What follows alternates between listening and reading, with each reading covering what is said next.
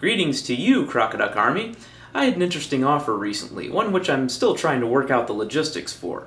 I was invited to be a guest on a local religious radio show as someone who can talk about what atheists believe. Looking beyond the obvious difficulty of any number of people purporting to represent atheism as some unifying system of thought, much less one person representing it, I agreed to do it. Maybe I can clear up some general misconceptions, though I will of course make it clear that I can only represent my own views. The specific religion of the radio show is one that a former co-worker of mine from many years ago is in. We have had a few religious discussions in the past, but I was never clear on exactly what religion she was.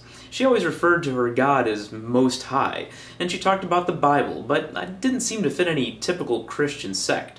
I looked up what she was really talking about, and I found a religion that I never even knew existed.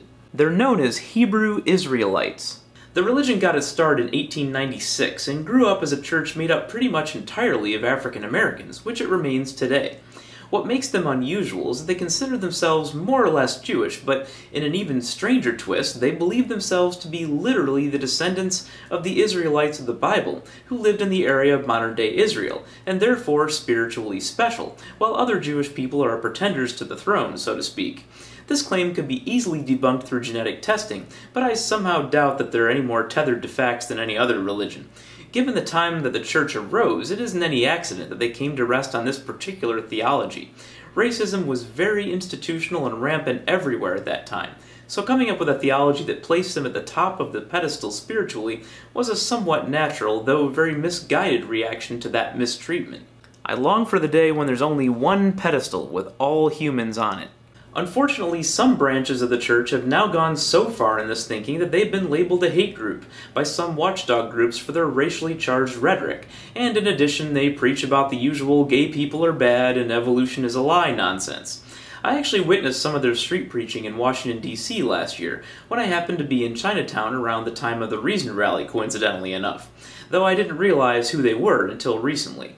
Every Friday they put on homemade costumes and try to look as serious and tough as possible while telling unsuspecting pedestrians that they're going to become slaves one day. There are quite a few videos of their street preaching, some of which I linked below. In one of them, one of their members even says that gay people are going to be hit with nuclear missiles. And you thought you only had to worry about drone strikes. When it comes to how a brand new religion evolves, like everything else thought up by the fertile human imagination, it is heavily affected by the environment in which it's born.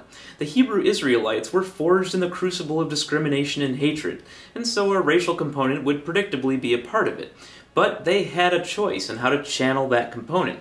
They could have forged a positive identity based on full racial equality and on true power in the form of education, achievement, moving all of society, or even just their own community if they wished, forward towards success and empowerment.